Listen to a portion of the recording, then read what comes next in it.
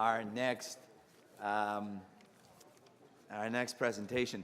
Mayors, I think it's fitting that we had the last presentation, because when you look at where the world is growing, where the growing economies of the world are, they are in Asia, and it's not just China.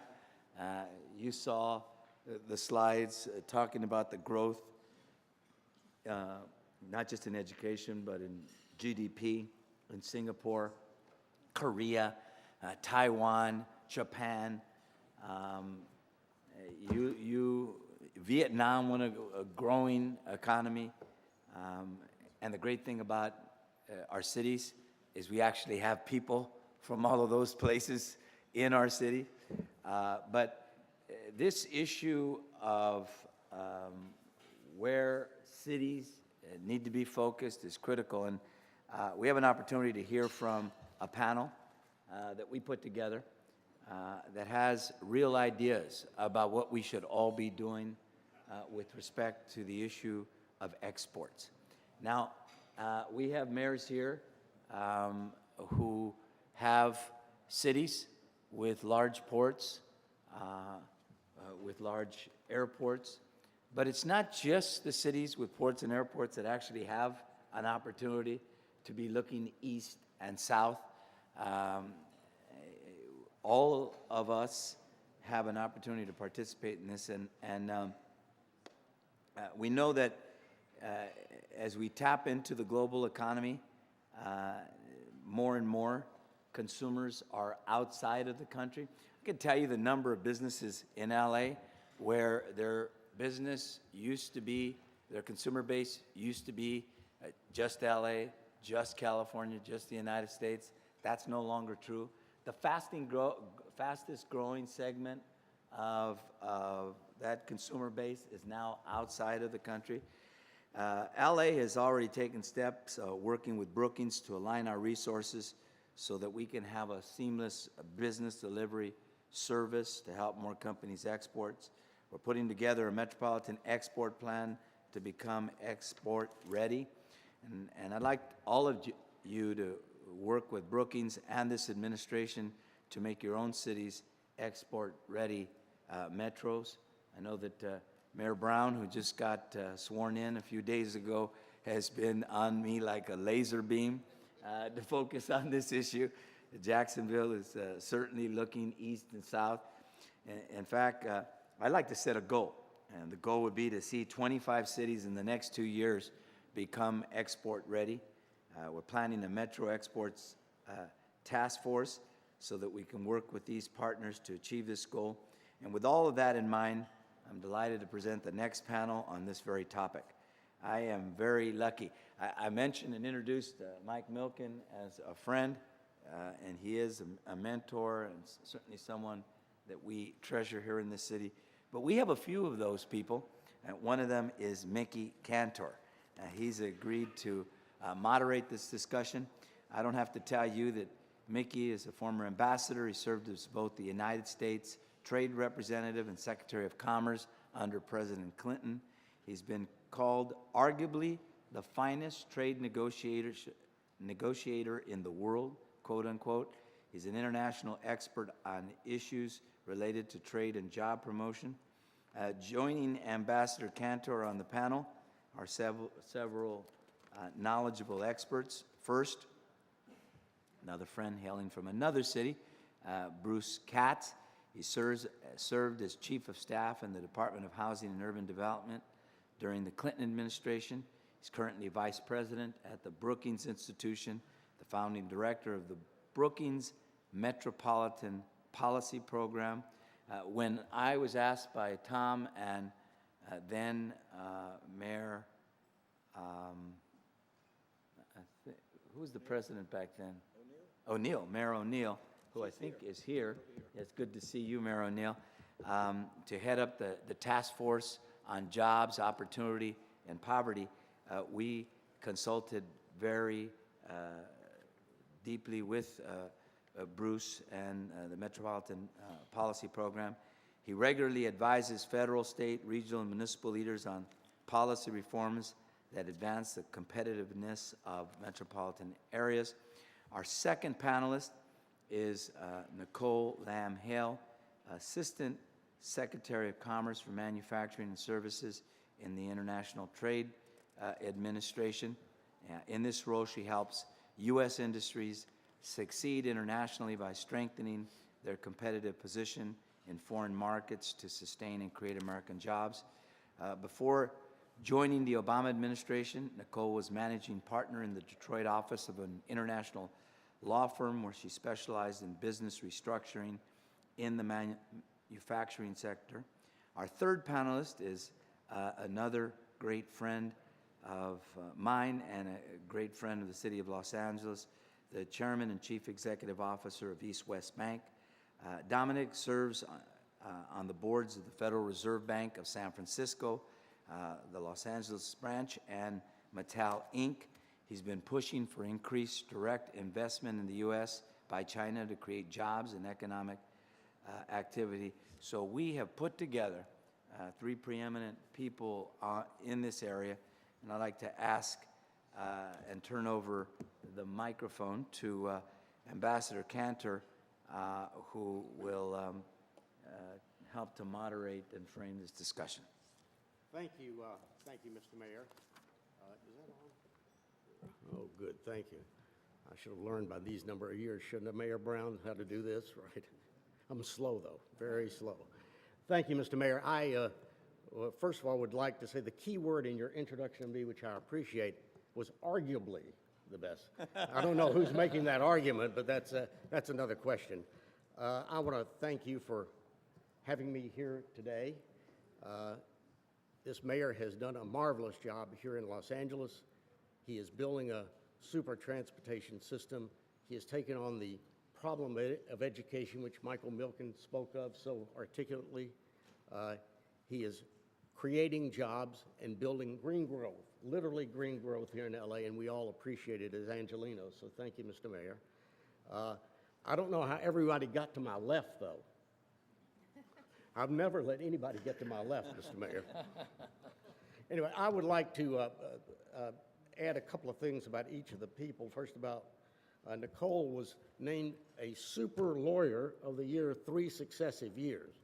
I've never made it once, and so I want you to know that I'm very jealous of that. Dominic has built an institution not only serving the Asian community, but the larger LA community and across our country, but also in China. And I think it's about a $21 billion institution as we sit here today. It's a marvelous achievement, and he is involved in just about every philanthropic and good cause here in Los Angeles, and we appreciate everything you contribute to this community. Bruce is one of the real experts in metropolitan areas, in economic growth, in housing. Bruce worked for Henry Cisneros in the Clinton administration, and so we were colleagues then, and we're delighted to have him as well. I would like to make a couple of mentions here. First of all, Tom Cochran. Tom Cochran is one of my oldest friends, and you could not have a better executive director. There's no one in this country who runs an organization better than Tom Cochran. And also, I've got to recognize Mayor Brown, Mr. Mayor, because my brother and sister-in-law were teachers in his school system until they retired. And I'm still a member of the Florida Bar as well as the California Bar. So I just want to make sure I mention him, or I'll be in big trouble when I get back to Florida to see my family. And I want to thank Dario Gomez for putting this together and helping us so much. He's a terrific staff person, Mr. Mayor. Why don't we start? I'm going to start with Bruce. I'd like you to do a scene setter for us, Bruce, with regard to where we are in the metro areas, what impact metro areas have on building employment, helping create exports, and growing our economy. You've devoted much of your time to metro areas and exports. In fact, very impressive work, as well as other critical areas like housing. Why is this a critical focus? What have you learned in your studies? How would you direct, our mayors are so critical to our economic success in the country. What should they be looking at as they try to build jobs and grow the economies of their cities? Well, thank you very much for that introduction, and Mr. Mayor and the entire U.S. Conference for having us here today. Let me try to put this into context and sort of set the scene. I think we would be having a very different conversation 5 years ago than we're having today, because post-recession, we really do need to think about, at the macro scale and frankly at the metro scale, of building a very different kind of economy in the United States. The kind of economy we think we should be moving towards, which will require some radical shifts at the national, state, and local metro level, is an economy driven by exports and frankly more internationalization, more foreign direct investment, an economy powered by low carbon, and I know you're going to have a clean economy panel following this, an economy fueled by innovation. Ultimately, if you built an economy like that, we would be yielding millions more jobs with decent wages and decent benefits and beginning to collapse back the income disparities we see in the country. The bottom line about that macro vision is that economy will be delivered by metropolitan areas. Top 100 metros in the U.S. only sit on about 12% of our land mass. They're 2/3 of our population. They're 3/4 of the GDP. On every single asset that matters to national growth, they're at 75, 80, 85, 90, 95% of the national share. We're a metro nation, we just don't act like one. Let's talk about exports, because I think this is absolutely critical. 2 reasons why we need to focus on exports post-recession. Domestic demand is crippled post-recession. Credit is ruined.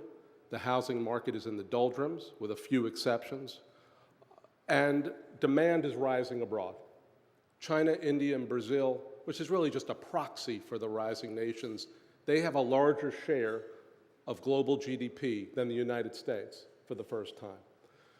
We can service more of the demand for goods and services coming from abroad. Only 13% of our GDP is dedicated to exports. It's about 46% in Germany. It's about 30% in China and Canada.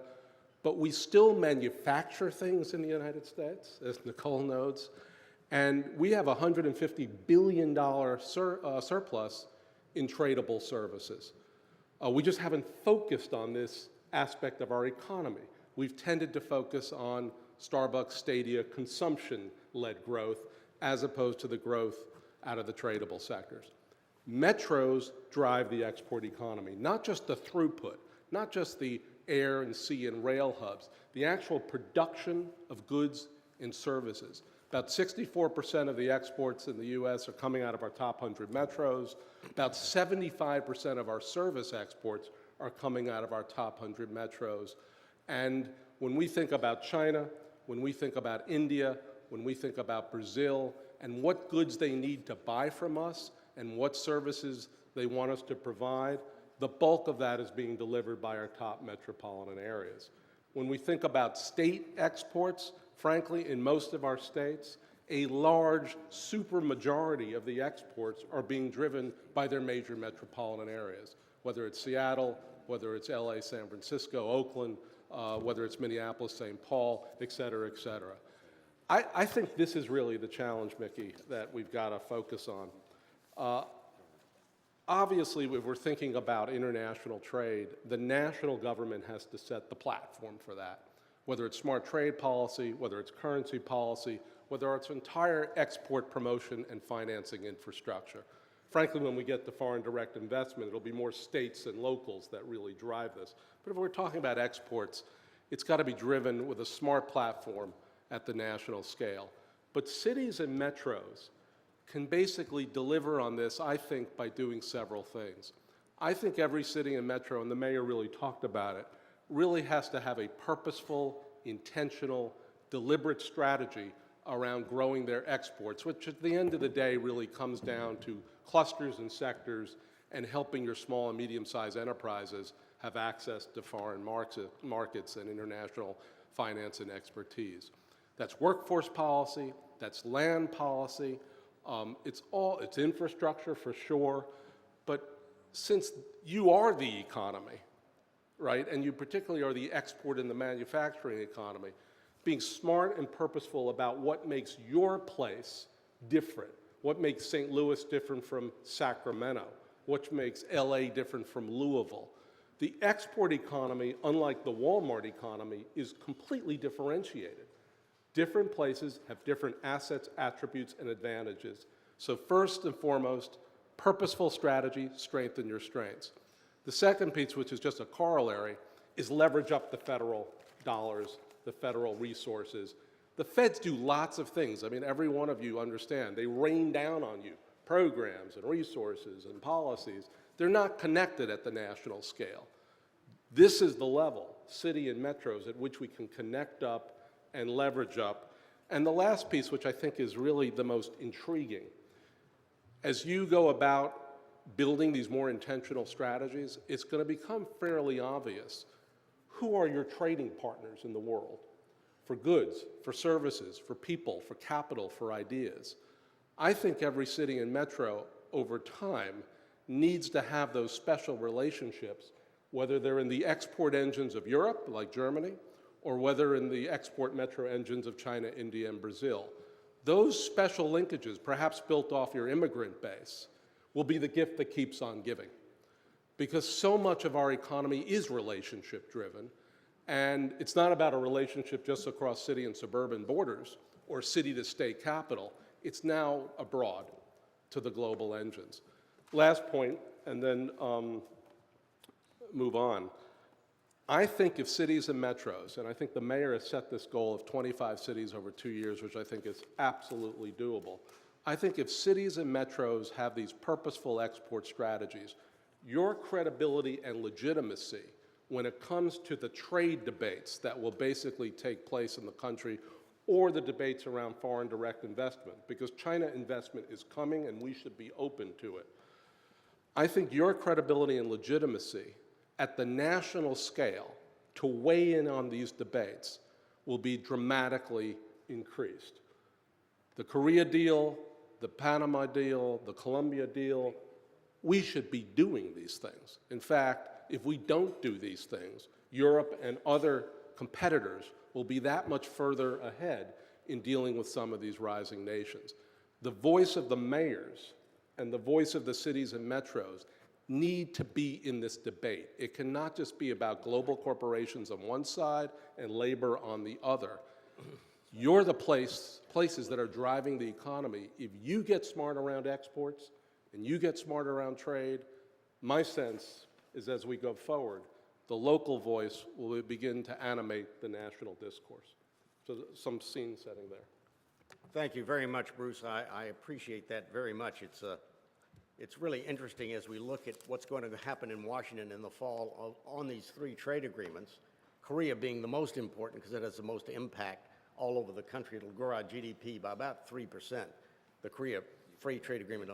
As we have fiddled, Canada and Europe have taken advantage. Canada and Europe now have a free trade agreements or are reaching them with Korea, and we're sitting around fiddling right now. And as Bruce said so well, you mayors could have an enormous impact in Washington. As was pointed out, the percentage of our trade that you have and the percentage of our economy is overwhelming. You're the folks who are there every day, who are dealing with the problems every day, who know where the jobs are and where they're not. You know where your key assets are in your communities, and you can drive this debate, and I hope you'll get involved in that. I'm going to call on Nicole Lamb-Hale. I'd like, Nicole, if you could tell us something about the national export strategy, which you're working on, about also Invest America, which is also a major part of the Obama administration and where you're going.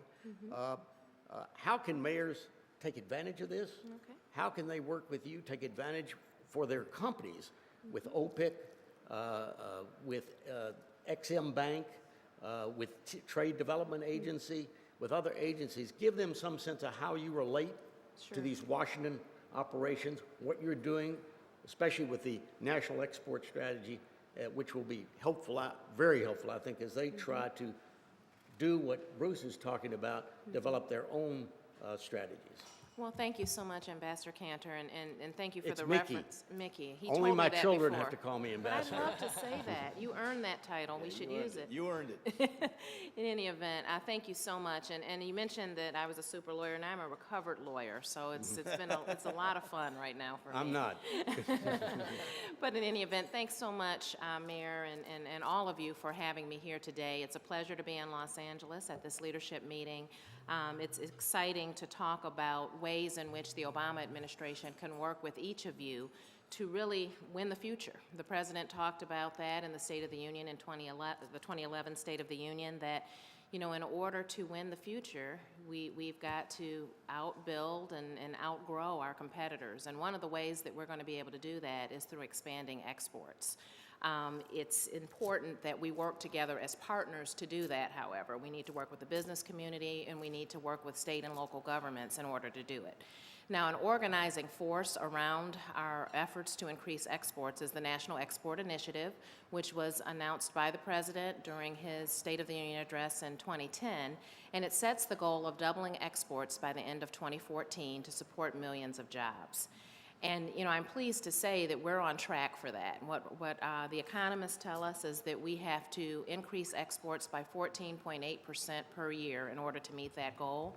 And as of, if you look at the first 5 months of 2011, we're at 16.4%, which is really great because it shows that, we are on track. I mean, it's an aggressive goal, and we're pegging it against 2009, so there's a lot of room for growth there. But we really believe that through efforts like this one, having this panel and talking and reaching out to state and local governments and the business community, we can continue that growth and really reach the goal by the end of 2014. So I wanted to give you a few scene setters as well, just to kind of talk about just the realities of where opportunities are for our businesses. 95% of consumers are outside of our borders, 95%.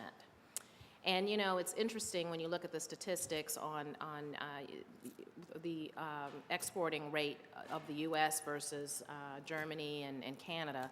We really didn't have to concern ourselves as much because we had so much domestic consumption. And what we've seen with the Great Recession is that, that consumption we can't rely upon. It probably will not come back up to the levels that we've enjoyed in prior years. And so we really need to look at the consumers that are outside of our borders, 95%.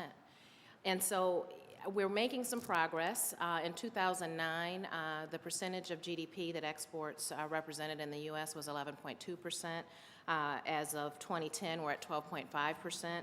So we're definitely going in the right direction, but we need to continue to push our companies to look outside of our borders. And a lot of what we really find with small and medium-sized businesses is that they don't know what tools are available to help them to export. And so one of the things that we're doing under the National Export Initiative is working to ensure that through education, small and medium-sized businesses will learn what the federal government has to offer through the International Trade Administration, where I am, through the Small Business Administration, and all of the trade promotion councils and agencies within the federal government, including financing arms like the Export-Import Bank that Mickey mentioned, and OPIC as well.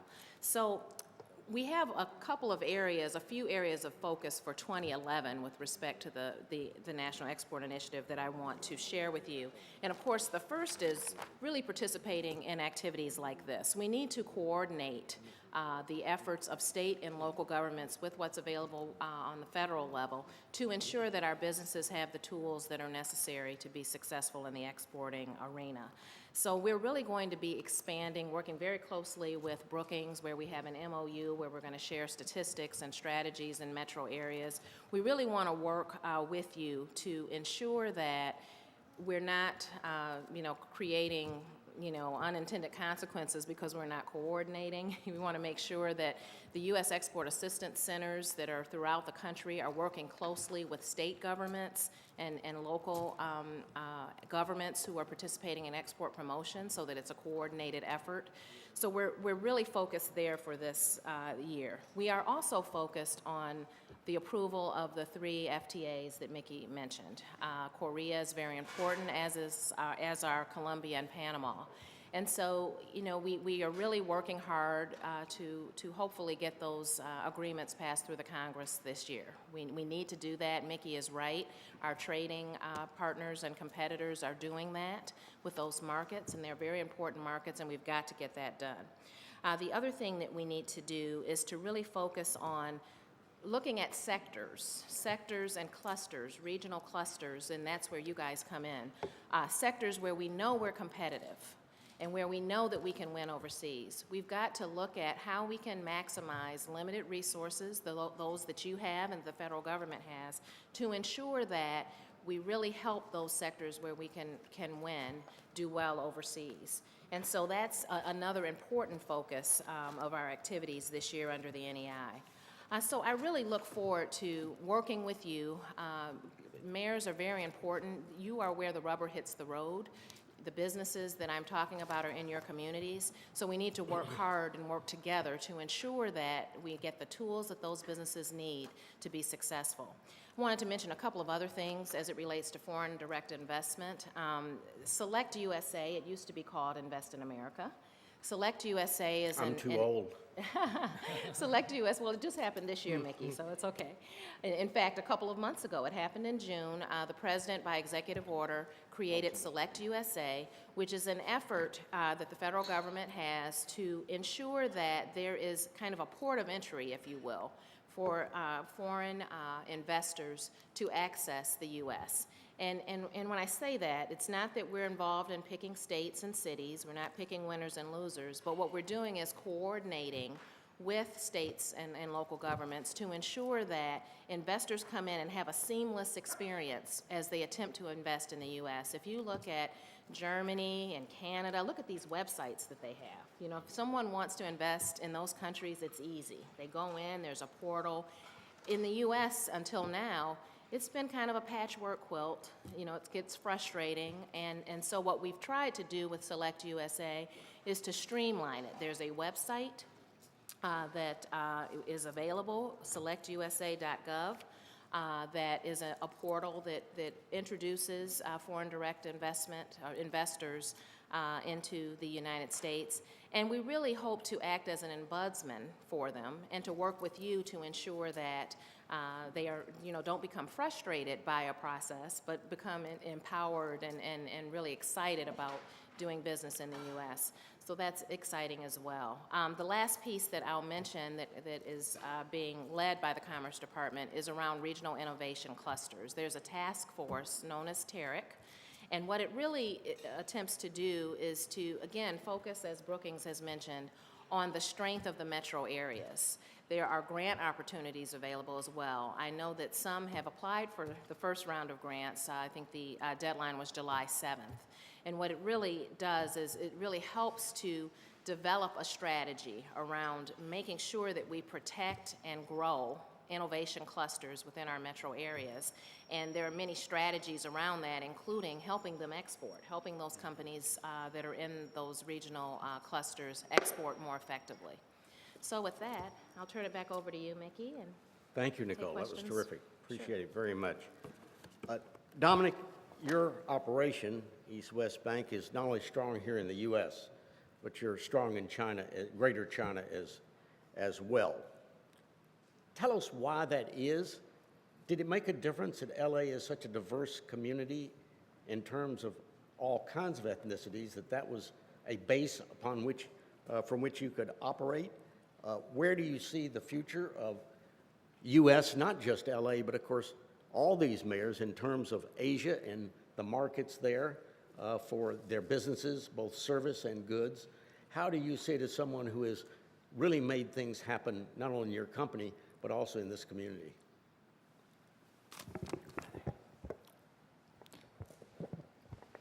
Thank you, Mickey. Let's talk about my bank. I think just give a very brief history because we really need to focus on job creation, so I'm going to get to that later on. But I'll just give you a little example. Actually, I joined East West Bank 20 years ago as a CEO. We were, at that time, only 600 million in asset, very small, only have about 7 branches. Today, we're $22 billion with about 130 branches in the nation, and then also have branches in Hong Kong and China and so forth. And I think one of the reasons why we're able to grow faster than almost all the banks that I know of in California for the last 2 decades is because we focus on a niche that most other community banks in California were not as interested.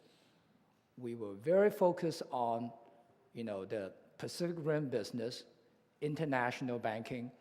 Interesting enough, we actually have plenty of banks in the United States, but most banks wanted to focus on exactly identical kind of business. When everybody doing the same thing and fighting for the same market share, obviously it will be a lot harder to grow. But we took the position that, well, since not many people wanted to serve the, let's say, immigrant from China, we go ahead and take care of them. We would design product that fit them. We'll make sure the branch that look like the branch that they like. And we did the same thing in San Francisco. We have a few branches focused on the Russian community, Russian immigrant community. So we make sure we hire people that can speak Russian. In Atlanta, we have one branch that focuses in the German first-generation immigrants. While all Germans speak English, the fact is, because we cater specifically to them, we're able to generate substantial amount of first-generation German customers in that Atlanta branch. So pretty much what we do is that it can be one place we have substantial amount of Persian customers, another branch with a substantial amount of Korean customers, Vietnamese customers, and so forth. But we always focus on who our customers are. And we make sure that we have staff that can cater to their needs. So the reason I want to bring this up is that I want to get back into how U.S. together can really attract foreign direct investment in the United States, and on top of that, how we can also export to other countries so that we can create a lot more meaningful jobs in U.S. I am fortunate, actually, or unfortunate, been asked by our good mayor here to, in fact, serve as his co-chair in the Investment and Trade Advisory Council, and spent 2 years working with a really good group of diverse leaders. We together came up with different ideas about what Los Angeles could do to bring in more foreign direct investments and what Los Angeles could do to even increase more trade. It's much easier to do it in LA than some of the other cities because we're an extremely diverse city. So we are the largest population of Filipino outside of Philippines, largest population of Korean outside of Korea, largest population of Chinese outside of the Greater China region, and et cetera, et cetera. Because of that, it just makes it much easier for LA to look into export and trade. Because as long as you have people that live in your city, they understand what the needs are in those countries you want to do trade with, there are high likelihood that you'll be able to find a solution or you'll be able to find products that those countries need, and you can conduct trade with those countries. And LA really enjoyed that benefit.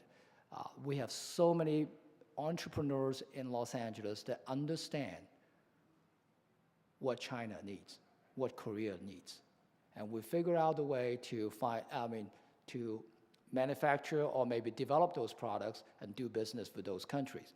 And I think that's the part that I would strongly encourage, that in your various cities, you want to identify that is there any specific ethnicities in your particular city that potentially can create export jobs for your particular city?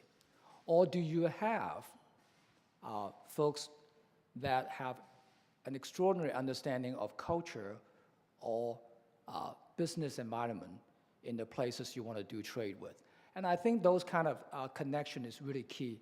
One of the challenges of America is that for many, many years, we've been such a strong and powerful country that we can just do business within our own boundary without ever have to think about doing business outside of United States. So with that kind of scenario, I think obviously a lot of time what we found is that from an education point of view, we do not seem to educate our kids as much about what's going on in the other countries. I would go to Europe and very rarely I would talk to any individuals there that do not speak at least 4 different languages. They clearly understand how to conduct business from Portugal to Spain and then to France. And here in US, I would say by and large, from a language capability standpoint, is more or less of a homogeneous society. And then in addition to the appreciation of culture of other places, we're also falling behind. So in that regard, I think there's a lot of catching up to do. I would strongly encourage any of you in your city, if your public school has not started like what LA and Chicago have done, that is that putting Chinese language as one of the foreign language in the curriculum, you may want to start thinking about doing that, because it's going to be awfully hard to attract business coming from China if you do not have a lot of folks in your city that understand the culture, know how to deal with them. Let me just get back to this foreign investment from, let's say, take China would be a good example. A study by Asia Society just put out, I think, the last couple of months ago, that talked about foreign direct investment coming out from China to other part of the world. As a matter of fact, China currently have about over 3 trillion of foreign currency, foreign reserve. Over 1 trillion of that are invested in US debt, US Treasury bills, and maybe some of the other agency papers. But for the last 2 to 3 years, China have taken a very aggressive approach in order to deal with the trade imbalance in US and so forth, to start looking into taking some of these foreign reserve and diversifying them by doing direct foreign investments. And currently, only $5 billion came to US.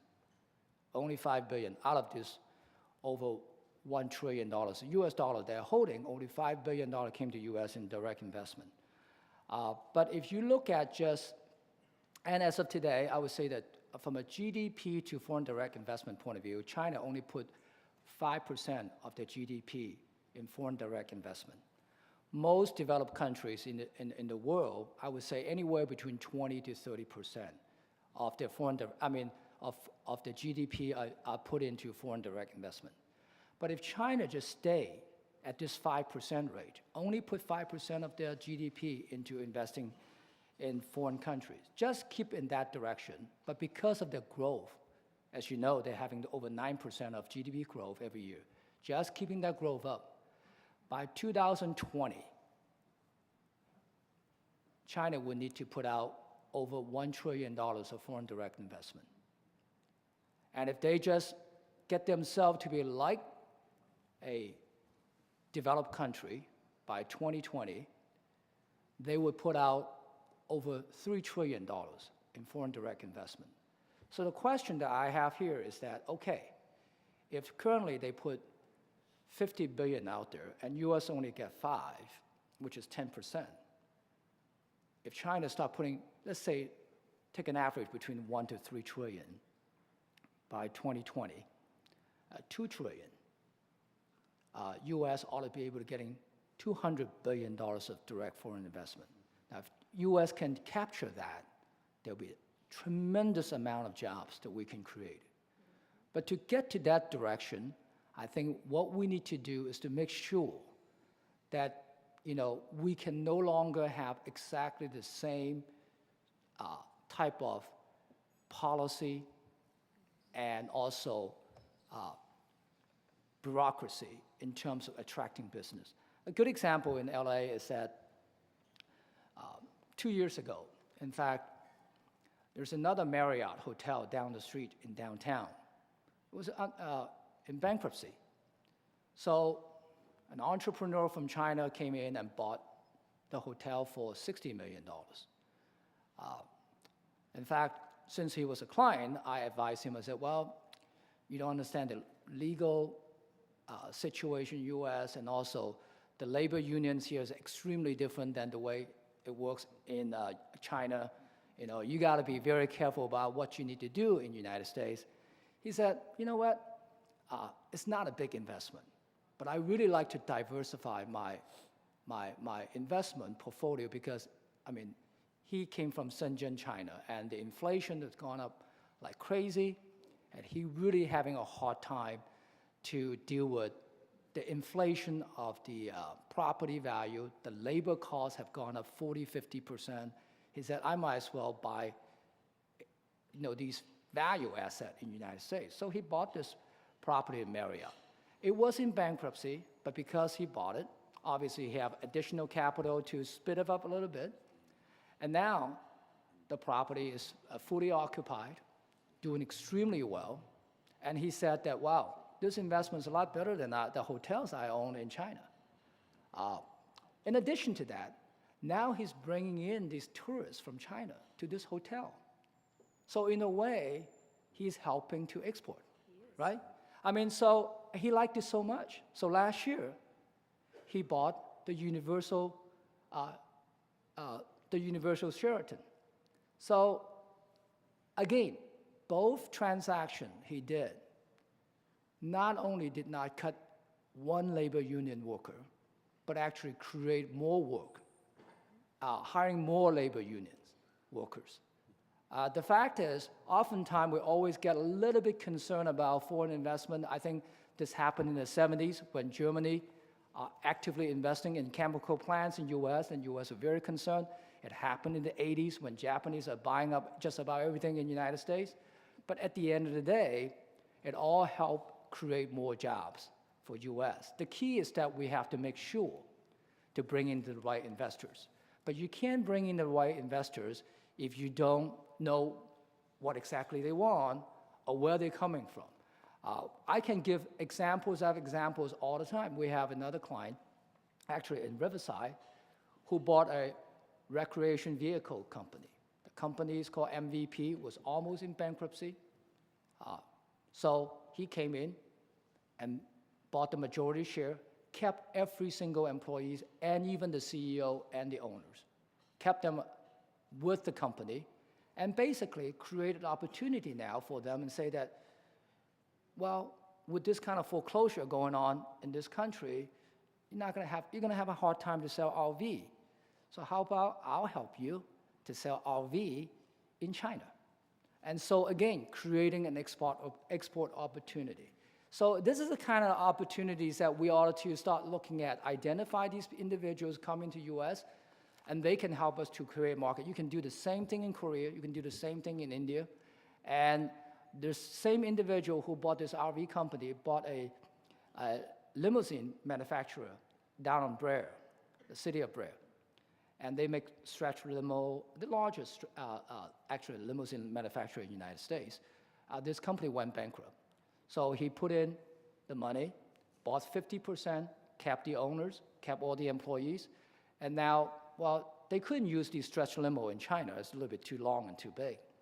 But they convert to SUV and then start selling it to China. So these are the examples I wanted to highlight. There are plenty of these examples. We just need to be creative, innovative, find the right people who can connect. And it can be in China, it can be in India, it can be in Korea, it can be in Russia. There are plenty of opportunities out there. So I think that I just need to highlight the fact that we need to make sure that in order to get there, we got to make sure that we spend the time to strategize exactly what it takes to make it work. Thank you, Dominic. Before we call on all of you for questions, Bruce, let me ask you, U.S. exports are growing. There's no doubt about that. Question is, How impressive is the growth both in goods and services? Where are they growing, and what metro areas seem to have more growth than others, and maybe give us a couple of reasons why? Yeah, and again, if we did a poll today of Americans and we asked them, what do you think we import? I think everyone would basically be able to answer the question. They would look at the clothes they wear, they would think about what they buy at Costco or Walmart. If you ask them, what do we export? There would be an enormous amount of confusion, because we have so diminished the role of manufacturing in this country. And we've convinced ourselves that it's all about price, not about quality, right? We don't quite understand that we still are a manufacturing powerhouse, number one. And number two, we don't understand the role of services, tradable services, which is everything from a Chinese student coming here to go to university, to a tourist coming here, to obviously our legal, banking, accounting, a whole range of other services. So I think we have an education role and challenge before us, which frankly is probably better done from the bottom up than the top down. In terms of, we are seeing a dramatic increase in exports, as the Assistant Secretary said. It is happening in many manufacturing sectors, metal machinery, et cetera. That will not play itself out in a ubiquitous way across the United States, because manufacturing varies radically across the country. So when we looked at exports in the US, not surprisingly, what we found was that the large metros, New York, LA, Chicago, et cetera, are driving at volume. But it's these small manufacturing-oriented metros, could be Wichita in aircraft, could be Portland in computer electronics, it could be some of the older Midwestern areas. It could be like Detroit, or Louisville, or Toledo, or Grand Rapids. So I think what a focus on exports requires every city and metro to do, and Nicole really said it, is to understand your economy with a level of precision, and particularly those tradable sectors in manufacturing, in technology, in innovation, that tend to drive everything else, right? I mean, I think Michael Milken has said this many times before. For 25 years in the US, we convinced ourselves that a housing sector would grow jobs. Actually, jobs grow the housing sector, you know, and particularly quality jobs grow the housing sector. So we are going to do an update next year at Brookings, Export Nation 2. If you love the first movie, you'll love the sequel, because we are on a path to doubling exports in the country. And what we will show metro by metro is who is advanced and why, with a level of precision and accuracy. And then we're going to do an assessment of foreign direct investment, metro by metro, first with regard to facilities, because a lot of our clean economy, frankly, is coming over from German and Spanish and Danish firms, ultimately Chinese firms, and then with regard to equity investments. But I think all of this, Mickey, is a sort of a signal to the political leadership in the US. We have to internationalize our economy. That's where demand is coming from. And if we're smart about this, because of our immigrant base, we could set off another 25 years of productive and sustainable growth in this country that can actually work for millions more Americans.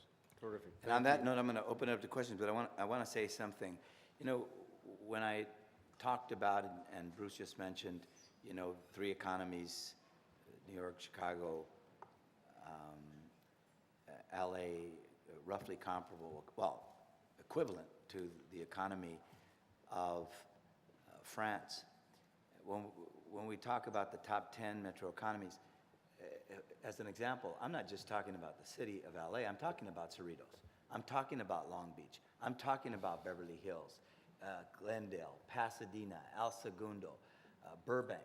And the same, so if your city, I mean, one of the things I think it's really important for our cities to understand, if your cities are not necessarily the driving economy of that region, you're still part of that region, and the benefit that you get from our regions focusing on exactly what Bruce said. What are our core competencies? Where are the areas that, even though you're not from the largest city in your region, you have a specialty, something that you can sell, something that people want to invest in your town? You're connected to that very definitely. And so with that, let me open it up to questions. And you know what I'm going to do, just because in 20 minutes we'll start the last session. We're going to be right on it. So I'm going to say again, please, questions, not statements as much as possible, so we can allow our speakers to give you answers. Mary Ann Lutz? Christopher? Mary Ann? Thank you. Mary Ann Lutz from Monrovia, California. Real quickly, and it's to any of you, the trends of where they may be coming from is good, but what I'd like to know is, are there specific types of things that are being exported that maybe we could focus our desire to bring those kind of businesses into our communities who can then export out? Is there specific goods? Well, I'll start. I mean, one of the things that I think we need to focus on is looking at areas where, innovation is key. Innovation is the driver. So, there are a number of sectors that fit that bill and subsectors within them. For instance, if you look at aerospace, for example, that is a high-tech industry that has a booming supply chain. There are a lot of different pieces that fit into that chain, and there's a defense component as well. And the reason that the U.S. does well in exporting aerospace products is because we have the gold standard there. It's a technology product, safety products. So I think that what we need to focus on are areas where innovation is the driver, because that's how we distinguish ourselves, quite frankly, in global markets. So that's my thought. Just a really quick thing. We tend to think about innovation in the United States as idea generation, whatever's coming out of MIT and Stanford. Manufacturing is the innovative economy. 90% of the patents are coming out of manufacturing.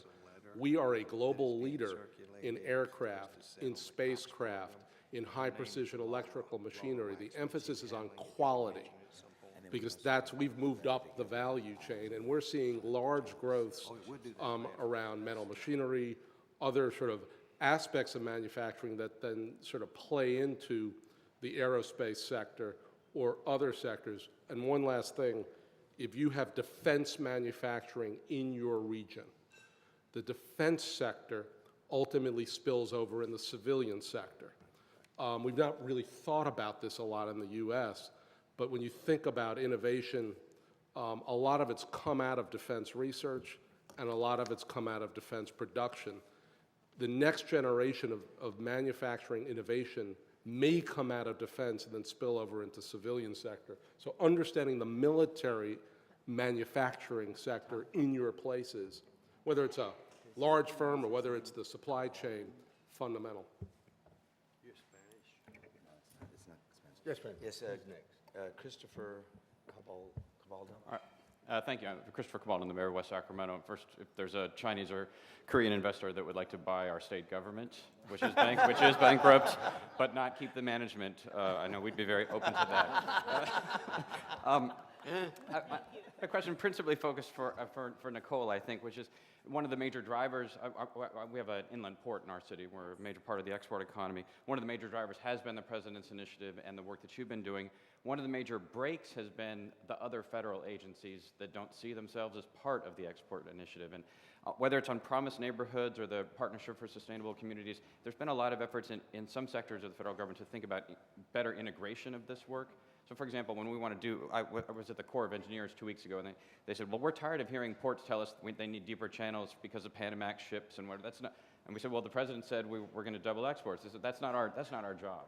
And we hear that in the Tiger program. That's not one of the criteria. So how how can we work together to get tighter integration of the agencies in the federal government that don't see themselves as part of the export initiative to help pull their weight and remove some of the barriers to us contributing to the president's goals? Well, thank you for busting the Corps of Engineers and the Transportation Department. So we'll take care of that when I get back. But I will say that, certainly the federal government continues to strive towards better synergy, working together across silos. I have to say that many of my career employees say that in the Obama administration we coordinate better than they've ever seen, but we have a lot more to do, certainly. And I will say this around the ports issue. That is a huge driver for the NEI. That is our supply chain infrastructure piece. Our undersecretary was actually in Oakland, at the Port of Oakland this week, to talk about ways in which we partner together to help our ports be more competitive, because of course if there's a bottleneck at the port, any bottleneck along the path to exporting is going to create cost and really make our products less competitive. So we're working together under the NEI umbrella. The Corps of Engineers I will speak to when I get back, Mayor, so thank you about that, telling me that. I won't. The Transportation Department is now part of the Export Promotion Cabinet, so I think we'll be able to see, you'll start to see some improvement there. They're working very closely with the Department of Commerce. We have an MOU that's focused on the supply chain infrastructure that's really the grease that drives exports. So we'll continue to work hard at that. I think that, again, as we look at 2011 and the export initiative and where we're focused, it's really coordination of resources and partnerships. So we look forward to working with all the mayors in the room and those who aren't to make a difference there. Okay, Mayor Marks. And then You know, we've been talking about exports, but it seems to have been focused on goods and the exports of goods. I like to focus on services. What are the services that we can you give me some examples of the services that we're good at or good enough at that we can export? Now, having said that, it's kind of a two-part question. All morning, all today, we've been talking about how good we are at the local level. And while we do such a great job in managing resources, managing budgets, managing people, doing things better than others at the state level and at the federal level, are those things potential resources or services that we can export? Two-part question, yes. Okay, and I'm sorry. If I could, I'd like to call on Dominic because Okay. I'm sure Dominic Ng, the financial services is one of our greatest exports, by the way, although there are a lot of barriers to financial services exports from the United States because others want to build their financial institutions and are a bit concerned about us. We've tried over the years to break those barriers down. So Dominic, why don't you talk about that, trying not only your bank, but you've seen others, service, accounting firms, law firms, banks, other kind of financial institutions. In fact, it's the only sector, goods, we have a trade deficit. In services, we have a trade surplus. So Dominic, you want to jump into that? Sure. Well, the first thing I would say that what's the service that we export well, I think Lady Gaga is pretty good. Well, but beyond that, I think that from a good example from a financial service point of view is that in order to have more export to other countries, obviously we need to provide more financing for the small middle market business so that you can help them to get bigger and bigger so that they can export more and more. This is one of the challenges also, as part of the education. In the banking industry, there are very few bankers actually were exposed to international banking. One of the typical things that you will hear from banks are they will finance any kind of receivable as long as they are domestic receivable. If it's a foreign receivable, they say, oh, we got to exclude from our borrowing base. So a lot of the business that actually have a very good, legitimate opportunity to export more goods to other countries because the bankers don't know the difference between, let's say, Indonesia or Malaysia or Korea to Philippines, and decided that, I don't know anything about it, I don't want to finance it, So that really, I think, hampered the opportunity for us to expand in terms of business for export. Now, let me get back to the great service that we can do in U.S. and how we can apply to attract even, for example, like foreign investments to United States. Actually, I look at Cerritos, city of Cerritos. I mean, it's something that they apply, I mean, what the city of Cerritos has, it applies to whether you are a business from another city moving to city of Cerritos, or maybe you are from, let's say, Germany moving to Cerritos. They have an ombudsman. And this individual basically help any of these new business coming to the city to go through the issue in terms of permitting, city regulation, state regulation, federal regulations. These are kind of things that we really have to pay attention to, particularly for folks coming out from overseas. So if they said, well, we'd like to buy more from you, and we're going to establish a marketing office in U.S. in your city so that we can actually work closely with your suppliers, so forth, in your city. When they establish an office in your city, obviously they want to make sure they have a much smoother way, have a much friendly, business-oriented bureaucracy that they can deal with. And if it's very, very challenging, they said that, well, for this, go talk to that guy. For that, you go to this guy. And then for 5, 6 days, they're running around different agencies and couldn't figure out who they need to talk to.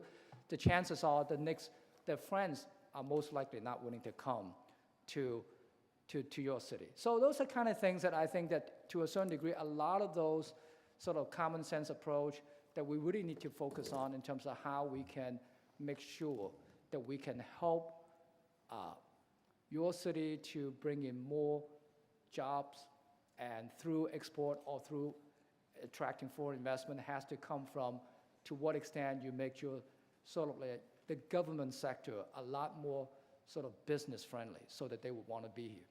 And Mickey, if I could, there was a specific question around which sectors, and one of the things that we do within the International Trade Administration is develop strategies looking at competitive sectors. What can the government do to help those sectors export more? And we do it on the manufacturing and the services side. And I would say that, in specific reference to your question, travel and tourism is a huge area of focus that all of the mayors here can take advantage of. We have a beautiful country. So that is something that is a driver. And when you break down travel and tourism, it's not just tourists that are on vacation, it's, you know, our educational efforts. There's educational tourism. Every time that a student from India, Malaysia, Indonesia comes to the United States to go to one of our fine universities, many of which are in your cities, that's an export. And so we're looking at education exports, not just on the collegiate level, but even, you know, there are a lot of private entities that are focused on K through 12, and that's an exportable service. Franchising is another area. People want our products overseas. You know, I led a trade mission to India that was specifically referenced to franchising in April, and it's exciting for folks to see brands, U.S. brands, in their countries, and that's an area where we're competitive. Insurance is another area. Medical tourism is huge. Many of the mayors here have fine healthcare institutions within your borders. You know, so if someone is coming from Saudi Arabia to go to the Mayo Clinic for treatment, that is an export. And so what we need to begin to do, and this gets to the point that was made earlier about really focusing on, from a cultural standpoint, how to attract those kinds of visitors. You know, look at your websites. What can you do to entice the folks in Saudi Arabia to come to your city for healthcare or for education, et cetera? So I think that's an area, and we can talk more about other services, but those are kind of core services where I think we have a competitive edge. Let me just very briefly, what about local government administration as an export service? Local government, we've been saying we do a great job at the local level. How well we administer at the local level, is that an exportable kind of resource? Or do you think so? You know, I would say, and there are many folks who are in consulting, right? I mean, that would be a consulting service, wouldn't it? So I think that, you know, that's not something that we've studied, but, you know, certainly that's something that should be considered. Yeah, I would put that in the category of urbanization. Okay. I mean, because as these countries urbanize, they are going to look to other countries to advise them is how do we grow in sustainable ways? How do we grow and build competent city administrations? How do we knit together housing and transport and employment location? Frankly, if the U.S. begins to grow more responsibly and you're going to have a clean economy, then that will become an exportable service. Right now, they'll probably go to the Norwegians before they go to us. I mean, so I think it's a real question of whether the U.S. can get smart about how we grow our own places or manage our own cities and then export it abroad. Mayors, I'm going to make an executive decision. We have 4 people on the batting lineup here. We have 4 minutes, so whatever we can do in those 4 minutes, we'll do. So it's up to the rest of you. The next one is Jean Kwan, and that is because the next panel starts at 3 o'clock. We'll give you a little 10-minute to. I know that you all got to get on your BlackBerries, call people back, but I don't want to go beyond that. So, Jean Kwan. You took 30 of my seconds, but quickly, as the chair of the International Committee, we talked about the export streams. We talked about tourism, about education. Oakland is the only port that exports more. We forgot to talk about agriculture in this state. We actually export more than we import out of the port of Oakland. So I think we have an opportunity possibly to have a gathering just on export streams in the future, and it affects everywhere. When we came back from the White House, Ed Lee and I was really moved by how many people in the Midwest have Chinese investments in Rust Belt factories. And if I had asked the question, Dominic, I would ask you, you've got small entrepreneurs is what Milliken said, and you also have big international investors. How do you match the two? Let me just say it very quickly. Agriculture is our second largest export. It really creates, in the whole, I'm not talking about just farmers, and everything connected with it, huge numbers of jobs. And you can't sit here in the middle of California, in the world's greatest agricultural area, and not say it's critical. It's critical to California, but it's critical to our nation as well. You're absolutely correct. Patrick Henry Hayes, and that'll be the last question, unfortunately, because Pat Hayes, Mayor of North Little Rock, Arkansas, and I know we're the #1 rice-producing state, and of course there were some impediments as we dealt with perhaps Cuba, some relationships in other areas. Two observations. One, real quickly, is that agriculture is indeed one of our future opportunities to continue our export. There are impediments. I just wonder what those impediments might be that you think we can deal with on a quick basis. And the second observation is the utilization of brown water or our rivers in terms of exporting. And then the third thing is the Panama Canal and how it might very well affect the opportunities that we're going to have. Real quickly, Mayor Hayes, let me just say, when I started negotiating over rice and rice exports to Asia, I was 6'4". And let me just say this, Mayor. My father was born in Stuttgart, Arkansas, so I know about Riceland rice. I can't find it in D.C., though. I don't know why that is. But would love to talk to you about barriers that you're facing and if we can work with you to make a difference there. Mayors, that's all the time that we have. I want to thank our panel. And again, the goal here, 25 cities. This is the area. It was great that we got this here, Mike Milken talk about where the world is going, because there's an opportunity for us to go with that world. As these economies are rising, we can rise with them if we understand where the consumers are, where the strengths in our economy are, and where the two dovetail. So with that, I'm going to give you 10 minutes, everybody, so we can get right back here for the last panel, energy and jobs, the green jobs panel. And then from there, we can go on and take a